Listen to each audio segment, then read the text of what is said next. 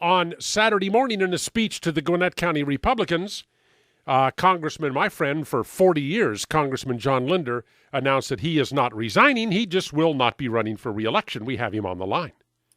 Good morning. And what did I say to you after you told me Friday night you were going to do this? You said congratulations. Yeah, I said it's a good move. Yeah. I mean, you are, after all, a lot older than I am.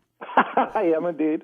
Neal, I've been on the ballot every other year since 1974. Yeah. And Lynn has run those campaigns. And it's time to move on, let new blood come in and be exciting. And we'll go on to other things. Well, are there any disappointments that are propelling you out of the Congress, or do you just you know your seat is safe for the Republican Party, right? I think I could have won that seat back again without even campaigning. I don't know who would be running against me. I'm also leaving the Congress a month before I believe we're going to have the majority again, and I would hold a gavel as a subcommittee chairman on Ways and Means. That's the time to do it. Just there's no disappointments. I think the Republicans will win back the control. I think we'll do exciting things, but other people will be doing them. Will you remain in public life in any way? I'm going to stay involved in the fair tax movement, and I will travel and talk on that. But the fair tax has become a movement of its own. It doesn't depend on one person. There are organizations, 50 states have volunteer organizations for the fair tax. These people are excited, and they're still meeting every month all across the country. As you know that. You hear from them on a regular basis. Well, I'm starting to crank up speaking to these organizations now. I'm going to do the same thing. I'm going to do the same thing and continue to speak out on that. But I will probably do some writing. I would very much like to... well, you are a New York Times #1 best-selling author, and anyway. That's true. Yeah. Aren't we both?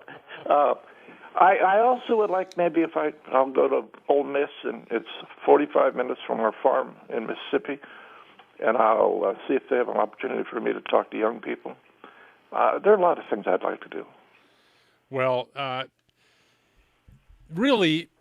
I told you on Friday night I sent you back an email saying mixed emotions because, number one, I know you've been, ever since I've known you through the State House and then up there to Washington, you've been busting your tail. And it's time to sit back and read. How many grandchildren do you have? I have 4. Wow. And the oldest one is now in the varsity basketball team in Hernando, Mississippi, and we're going to watch it. We're going to watch him play. I have one. She's 8 months. Oh, it's fun. Yeah. So now you'll have some time to spend with them. You're not traveling back and forth to D.C. all the time. You have this fabulous place in Mississippi. Is that where you're going to retire to? Probably, yes. And we have a nice property with a lake and a house right on the lake. What about the tens of thousands of acres you own in Minnesota? I don't know anything in Minnesota anymore. You sold all of that? Yeah. Well, but the downside is, and I've been getting the emails and the tweets all weekend long, what about the fair tax? You were the champion of the fair tax in Congress. We just, as you mentioned, as I meant, it's not an idea that I'm willing to turn loose of. No, and nor are the tremendous numbers of volunteers who talk about it wherever you go. You probably do the same thing. I get a Google alert every time fair tax is mentioned on the internet. Yeah. And those are getting longer and longer and more of them. So these people are carrying on this. People I've never, ever met or heard of are working as hard as I've worked, just going around the states and going to Rotary clubs and Kiwanis meetings and talking about the fair tax and adding to the volunteers. No, it's way bigger than one person. Now, I sense, it just occurred to me, I'm listening to your voice. Your voice sounds stronger. You sound more animated. It sounds to me like already your comfort level is increasing and a lot of the weight has been lifted off your shoulders. Did that happen when you made this decision? I slept better. I did sleep better. It got to the point where I wasn't feeling honest with my constituents because I would be spending a lot of time in Mississippi and representing the 7th District in Georgia, and it just didn't feel right. It was just time to move on. And once I made that decision, I told Rob, my chief of staff, and Derek, my deputy chief of staff, on Wednesday morning of last week that I'd made this decision, and it did feel good. It felt like a lot of weight was taken off. What are you going to miss?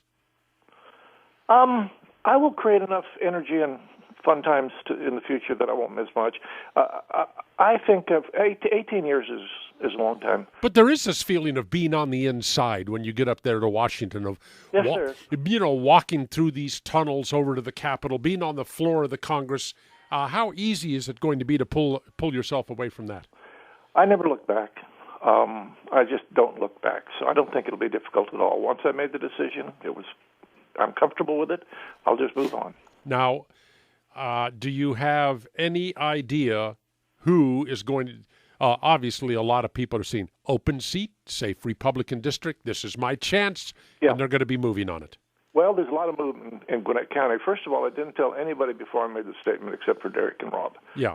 And when I made that statement, the room came to a hush, and everybody started staring at each other. And I think about half the room raced for the door to get on their phone to build their campaign. There's going to be plenty of people running for my seat, and they're going to open up seats that they currently hold in the House and the Senate in Georgia. So there'll be a lot of activity, and it'll be fun to watch. Well, John Smoltz said no. I've never met John, but I've been reading the stuff about him, and I see he did say no. Well, and my buddy Chuck Dowdle texted me over the weekend, said, I've talked to John. He has no capitalized interest. Are you going to make an endorsement? Are you going to put your blessings upon a candidate as we get closer to the election? I doubt it.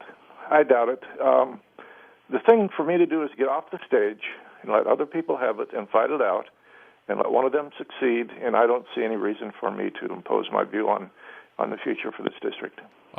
What can you accomplish in the time you have left in the Congress? I will still be pushing the fair tax. I think we're getting closer and closer to having to make a big decision on fundamental change in the government. I've got a keen interest in water issues that I will continue to work on.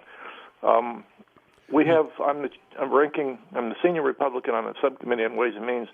We have to reauthorize the welfare reform proposals that we started in 1996, and I'm deeply involved in that kind of stuff. I'll still be at work every day. And you're also very vocal on the climate change thing as well.